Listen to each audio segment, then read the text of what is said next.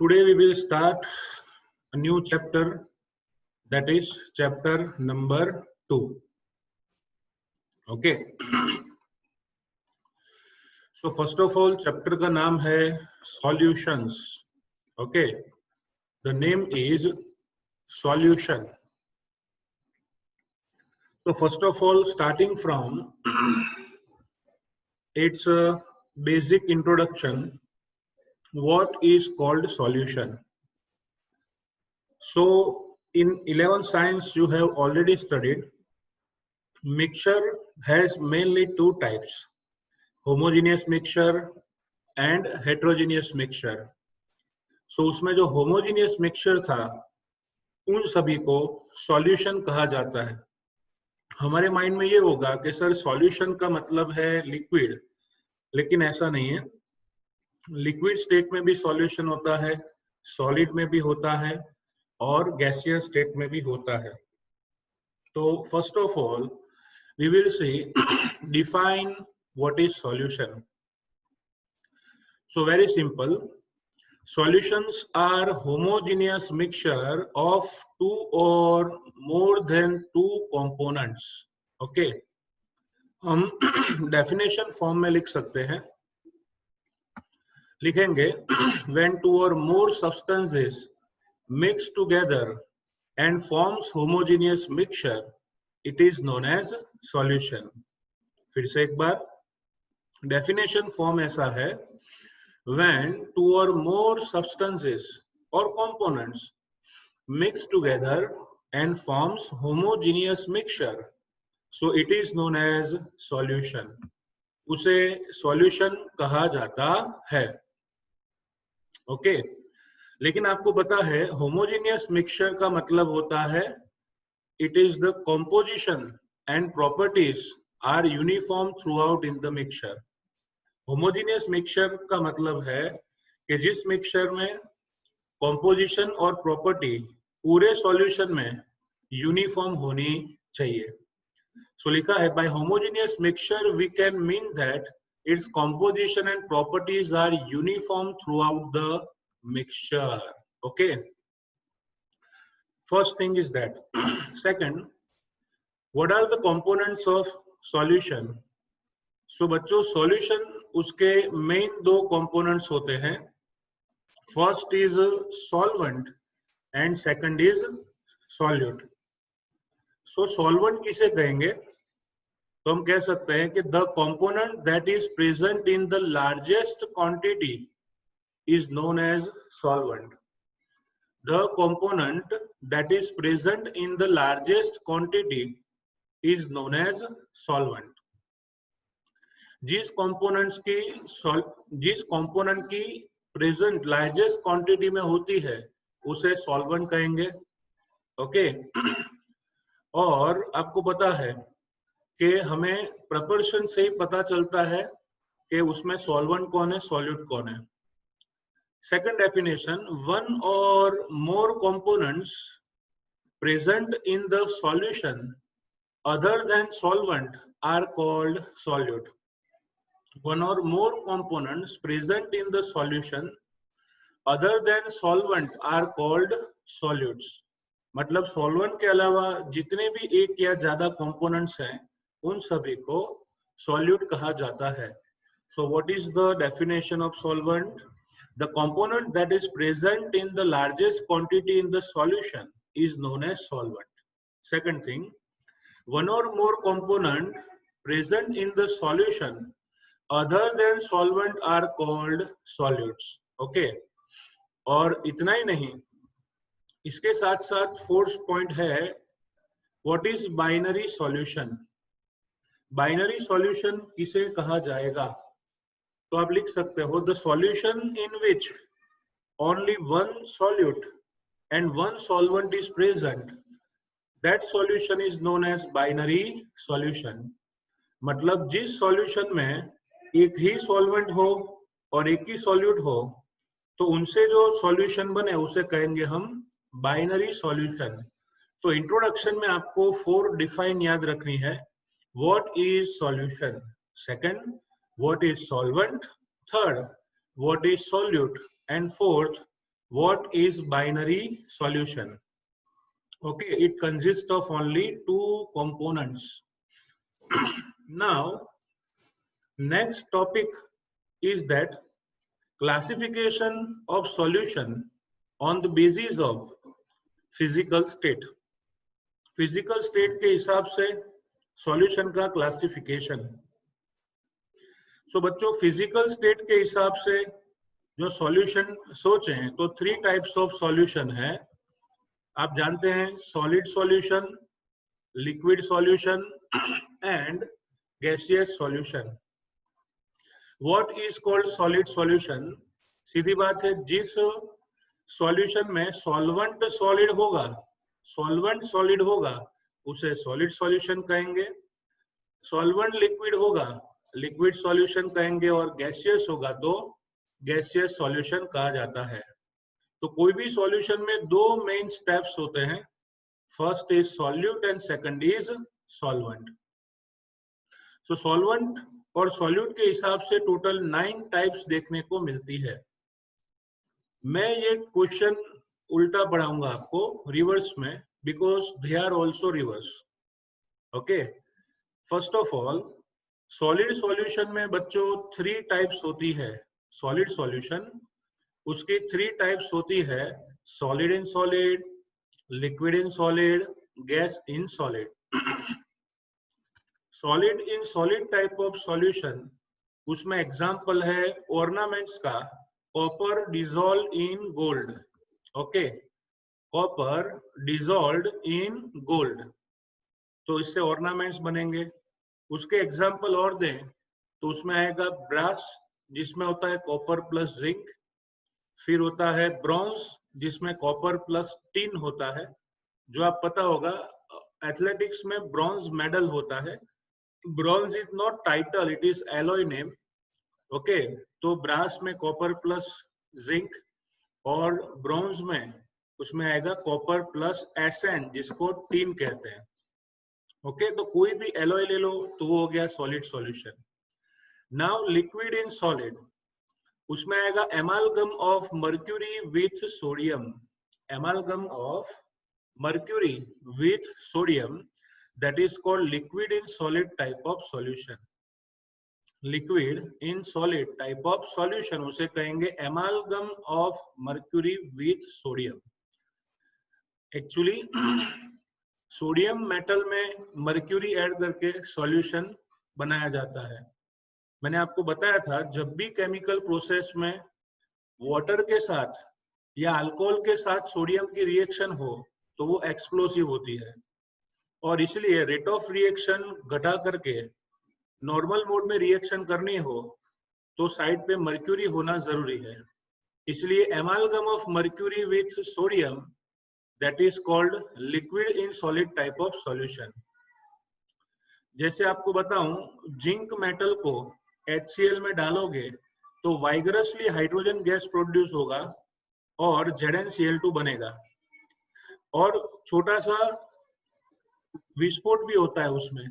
अगर आपको हाइड्रोजन का ब्लास्ट नहीं करना है, हाइड्रोजन का यूज करना है, तो आप उसमें मर्क्यूरी ऐड करोगे जिंक के साथ। सोडियम है ना, वैसे जिंक के साथ मर्क्यूरी ऐड करोगे, जिससे रिएक्शन भी स्लोली होगी और हाइड्रोजन गैस भी कलेक्ट कर पाओगे। तो most of reactions of metal with water and alcohol is carried out in एमालगम form. Okay, एमालगम का मतलब होता है बच्चों पेस्ट। जैसे हमारी टूथपेस्ट होती है ना, वैसी मर्क्यूरी सोडियम में ऐड करने से जो पेस्ट बनेगी उसे एमालगम कॉमनली कहा जाता है। Now gas in solid type of solution, उसमें आपने ऑर्गेनिक केमिस्ट्री में पढ़ा कि जब भी डबल बॉन्ड या ट्रिपल बॉन्ड कंटेनिंग कंपाउंड हो, उसमें अगर हाइड्रोजन ऐड करना है तो उसके लिए हम क्या करते हैं, पड़ी पत्नी विथ हाइड्रोजन, पड़ी पत्नी विथ हाइड्रोजन। तो हाइड्रोजन गैस को पैलेडियम, प्लेटिनम और निकल उसमें एड्सॉर्ब करके रखा जाता है। फिर उसको रिएक्शन मिक्सचर में ऐड करोगे, टेम्परेचर दोगे, तो पैलेडियम, प्लेटिनम और निकल मेटल के पोर्स में से आपको हाइड्रोजन मिलेगा। क्या मिलेगा? Hydrogen. Okay, So this is called solution of hydrogen in palladium. यहाँ पे आप प्लेटिनम निकल दोनों लिख सकते हो. So बच्चों 3 types of solution हुए solid. Now liquid solution. Liquid solution भी 3 types के होते हैं, gas in liquid, liquid in liquid, solid in liquid. Solid in liquid type of solution में हम लिखेंगे बच्चों glucose dissolved in water, salt dissolved in water, copper sulfate dissolved in water. Okay, so this is example of solid in liquid. Salt plus water, sugar plus water, glucose plus water. Now liquid in liquid type of solution. Liquid in liquid में आएगा बच्चों alcohol plus water, means ethanol plus water. आप petrol pump पे जाओगे तो मिलेगा kerosene plus petrol. So that solution is called liquid in liquid type of solution. Now gas in liquid type of solution में oxygen dissolved in water. अगर हम सी water की बात करें तो जो एक्वेटिक लाइफ होती है, उस एक्वेटिक लाइफ में वो लोग ऑक्सीजन कहाँ से पाते हैं? पानी में, सही ना? तो that dissolve oxygen in water is example of gas in liquid. दूसरा एग्जांपल है carbon dioxide in water, example है sulphur dioxide in water. So this is example of gas in liquid type of solution. Now gaseous solution की बात करें तो बच्चों उसमें भी 3 टाइप्स होती है, gas in gas, liquid in gas and solid in gas. Solid in gas solution उसको हम कहेंगे बच्चों camphor in nitrogen gas. Camphor in nitrogen gas. एक एग्जांपल लेते हैं. सपोज हमारे पास कपूर, दैट मीन्स कैम्फर, वो पड़ा है पैकेट में. आप जैसे ही पैकेट को ओपन करोगे तो स्पॉन्टेनियसली उसका सब्लिमेशन हो जाएगा. तो वो कपूर भाई गए कहाँ? एटमॉस्फेयर में. अच्छा, एटमॉस्फेयर तो पूरा एक सॉल्यूशन ही है. उसी एटमॉस्फेयर में सबसे ज्यादा प्रोपोर्शन किसका है? नाइट्रोजन गैस का ना. इसलिए यहाँ पे लिखा है कैम्फर इन नाइट्रोजन गैस. क्या आएगा? Camphor in nitrogen gas. Now liquid in gas type of solution. तो गैस में लिक्विड का मिक्सचर, तो उसमें भी ऐसा है कि मैंने लास्ट लेक्चर में हेलो कंपाउंड में बोला था कि क्लोरोफॉर्म बहुत वोलेटाइल लिक्विड है. तो अगर क्लोरोफॉर्म का ढक्कन ओपन रखोगे तो ऑपरेशन थिएटर में उसकी वेपर चली जाएगी, उसी वजह से स्पार्क होके ब्लास्ट भी हो सकता है. और इसलिए यहाँ पे लिखा है camphor mixed with nitrogen gas. अगर chloroform mixed with nitrogen gas. अगर क्लोरोफॉर्म की बोतल ओपन रख ली आपने तो वो सीधा कहाँ जाएगा? एटमॉस्फेयर में.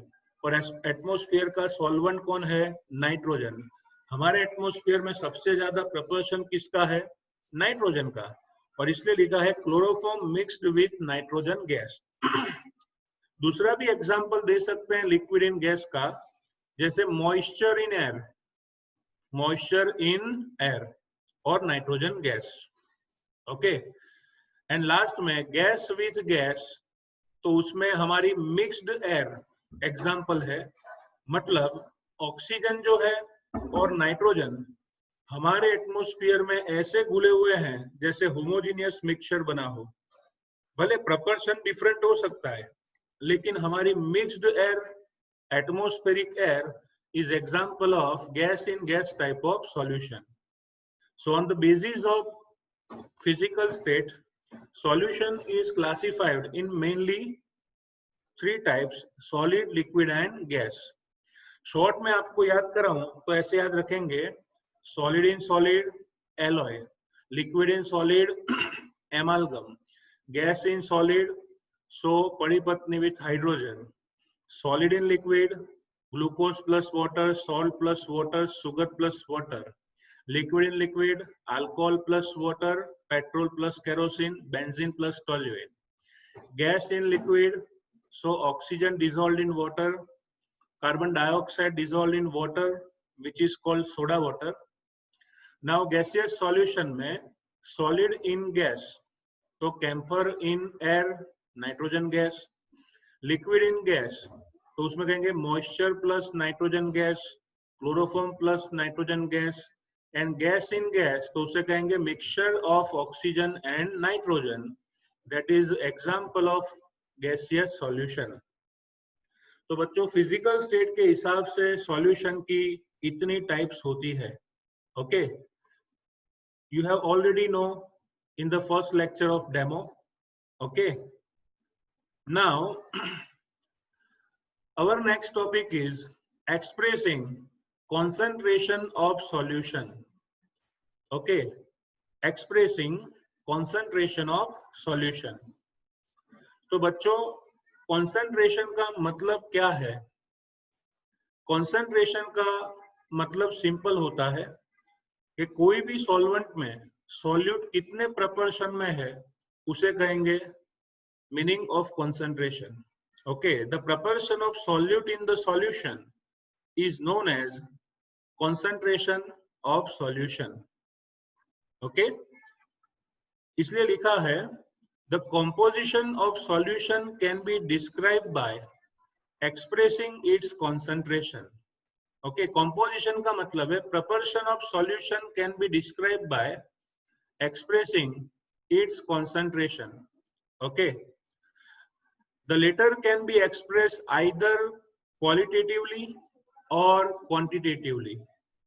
हम qualitatively और quantitatively solution की concentration describe कर सकते हैं। Okay, लिखा है for example, qualitatively we can say that the solution is dilute. Okay, suppose आपने कहा solution dilute है तो डाइल्यूट किसे कहेंगे? रिलेटिवली वेरी स्मॉल क्वांटिटी है सॉल्यूट की तो उसे डाइल्यूट कहेंगे। अगर आप किसी सॉल्यूशन को कॉन्सेंट्रेटेड कहोगे तो इसका मतलब ये हुआ कि very large quantity of solute is present in it. Okay, और इन सभी के हिसाब से ये बात हुई क्वांटिटी के हिसाब से, बराबर। But in real life this kind of description can add to lot of confusion, बराबर। जैसे आपको बोलूं कि शुगर का, जैसे आपको बोलूं शुगर का डाइल्यूट सॉल्यूशन है लेकिन इसमें कंफ्यूजन क्या हुआ, कितना, दैट मैटर्स, बराबर। और अगर आपको ऐसा बोलूं कि कॉपर सल्फेट का हाईली कॉन्सेंट्रेट सॉल्यूशन है लेकिन कितना, तो क्वालिटेटिवली आप कह सकते हो डाइल्यूट एंड कॉन्सेंट्रेटेड, लेकिन क्वांटिटी एक्सप्रेस करना बहुत जरूरी है। और इसीलिए क्वांटिटेटिवली सॉल्यूशन को एक्सप्रेस करने के लिए बच्चों different 9 types of units of concentration है। उसमें से 4 टाइप्स ऑफ यूनिट कॉन्सेंट्रेशन आप 11th में पढ़ चुके हो। Okay, so in 12th science we are taking different 4 types of unit of concentration. तो यूनिट्स ऑफ कॉन्सेंट्रेशन में पहला प्रश्न है mass percentage means percentage weight to weight. Okay, तो मैं उसके फॉर्मूला पर से ही उसकी डेफिनेशन बनाऊंगा। पहले उसका फॉर्मूला देखिए, mass percentage of a component is equal to mass of component in the solution, okay, upon total mass of the solution into 100। Okay, percentage weight to weight का फॉर्मूला है खुद का mass upon total mass into 100। Okay, પોતાનું mass છેદમાં આખા ગામનું mass into 100 is equal to mass percentage. तो फिर से फॉर्मूला होगा mass percentage of a component is equal to mass of the component in the solution upon mass of the solution into 100। Okay, अगर आपको definition लिखनी है, book में नहीं दी है, लेकिन अगर आपको डेफिनेशन लिखनी है तो आप ऐसे बना सकते हो कि अगर मैं डिनोमिनेटर 100 ले लूं तो बच्चों 100 कैंसिल हो जाएगा। अगर मैं डिनोमिनेटर 100 ले लूं तो 100 कैंसिल हो जाएगा, तो न्यूमरेटर क्या हो जाएगा परसेंटेज वेट टू वेट। तो डेफिनेशन बहुत सिंपल है, आप समझ सकते हो। ऐसे ही लिखना है, the mass of the component, the mass of the component present in 100 gram of solution is known as percentage weight to weight। क्या होगी definition? The mass of the component present in 100 gram of solution is known as percentage weight to weight। The mass of the component present in, याद रखिए, the mass of the component present in 100 gram of solution is known as percentage weight to weight। Okay, चलो उसका meaning समझते हैं। Suppose आपको ऐसा कहा गया कि भाई you have 10% weight to weight glucose solution in water. Okay, आपके पास 10% ग्लूकोज का वाटर में सॉल्यूशन है। इसका मीनिंग क्या होगा? 10 gram of glucose is dissolved in 90 gram of water। आपका टोटल 100 होना चाहिए। क्लियर? 10% ग्लूकोज इन वाटर का मतलब है टोटल सॉल्यूशन 100 ग्राम होगा, लेकिन उसमें 10 ग्राम ग्लूकोज है और बाकी का 90 ग्राम वाटर होना चाहिए। सो ओवरऑल रिजल्टिंग सॉल्यूशन कितना ग्राम होगा? 100 ग्राम। अगर आपको बोला जाए कि 5% शुगर का वाटर में सॉल्यूशन है, तो सॉल्यूशन का टोटल मास तो 100 ही है, लेकिन उसमें 95 ग्राम क्या होगा? वाटर, और 5 ग्राम क्या होगा? Sugar. So that is description of percentage weight to wait.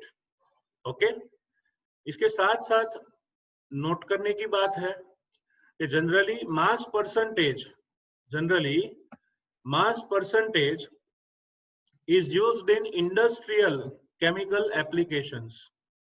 Industrial chemical applications में मास परसेंटेज फाइंड किया जाता है। Okay, for example commercial bleaching solution contains 3.62 mass percentage of sodium hypochlorite. Okay, आप bleaching solution purchase करते हो अगर shop पर से, तो उस ब्लीचिंग सॉल्यूशन में अगर आप 100 ग्राम ऑफ सॉल्यूशन सोचोगे तो उसमें 3.62 ग्राम सोडियम हाइपोक्लोराइड होता है। क्या होता है? Sodium hypochlorite. तो आपको एक चीज नोट करनी है यहाँ पर। ओके, सोडियम हाइपोक्लोराइड का फॉर्मूला होगा NaOCl। सोडियम हाइपोक्लोराइड का फॉर्मूला है NaOCl। This is formula of bleaching powder, NaOCl। Clear everyone? Okay, so this is example of mass percentage. ये मास परसेंटेज का एग्जांपल है। तो बच्चों, टेक्स्ट बुक भले डेफिनेशन नहीं बोलती है, लेकिन हमें लिखना है what is the definition of mass percentage. लिखेंगे the mass of the component present in 100 gram of solution is known as mass percentage. फिर ग्लूकोज 10% का एग्जांपल दो, और आपको पता है कॉमर्शियल ब्लीचिंग सॉल्यूशन जो है उसमें 3.62% जितना सोडियम हाइपोक्लोराइड होता है। Clear? Okay, now second unit of concentration, that is percentage volume to volume. तो पूरे चैप्टर में जब भी परसेंटेज का फॉर्मूला है तो इतना याद रखना कि न्यूमरेटर में खुद का मास, खुद का वॉल्यूम, और डिनोमिनेटर में आएगा पूरे गांव का मास और पूरे गांव का वॉल्यूम। तो डायरेक्ट फॉर्मूला की बात करें तो फॉर्मूला होगा the volume percentage of the component is equal to volume of the component upon total volume of the solution. Total volume of the solution into 100। What is the formula of percentage component?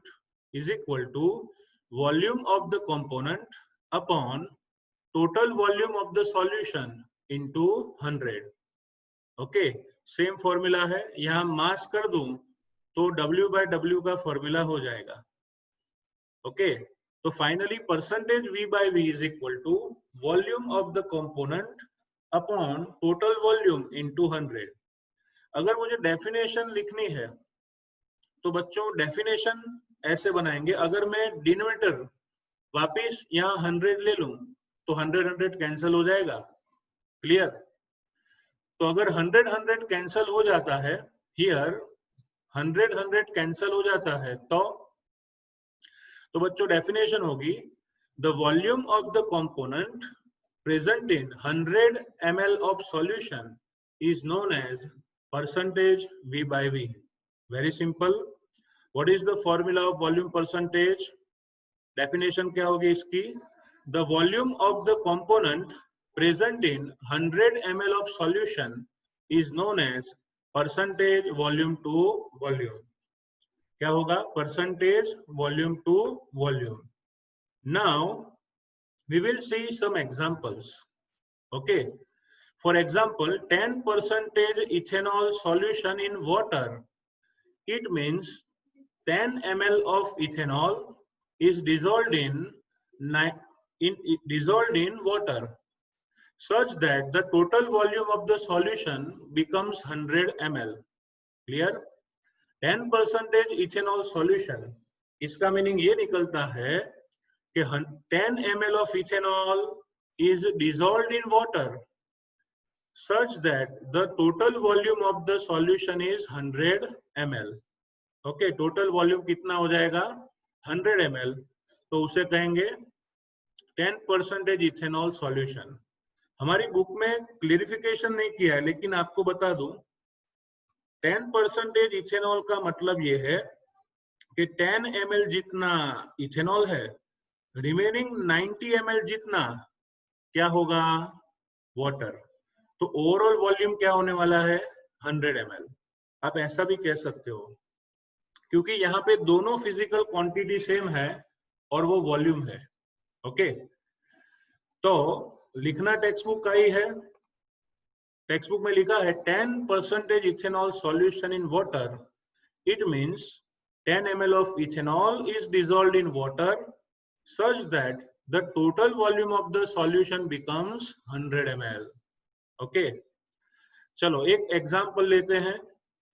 Example है 35% volume by volume solution of ethylene glycol. आपने organic chemistry में 11th में पढ़ा होगा।